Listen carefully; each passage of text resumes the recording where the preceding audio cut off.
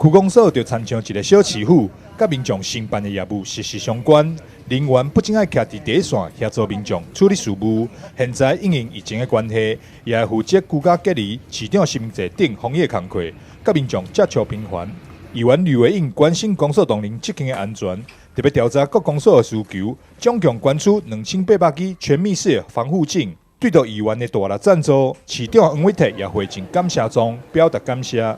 非常感谢吕文英议员媒合我们企业来捐赠护目镜给我们第一线的公所的同仁，因为公所的同仁为民众服务，在第一线常常接触跟民众有近距离接触。那如果戴口罩，那没有护目镜的话，其实眼睛也可能成为一个飞沫感染的地方所以有护目镜的话，会变成保护更周全那这样子对我们同仁事实上台北市政府的公务员确诊的染疫数已经有130多位了那台南市政府我们很谢谢大家的帮忙，能够守得住那这点是非常非常感谢的。防疫期间，我们台南市政府的同仁都相当的辛苦。那其中这个各区的区公所的同仁，因为区公所就像小市府一样，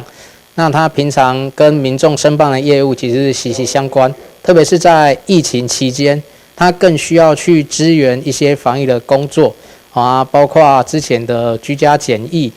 包括这个我们市场实名制的一个部分所以他的相对的工作都是跟人群相当的接近。那也因此，我有发现我们公所的同仁他的一些基本的配备并不是那么的齐全，所以我特别统计了一下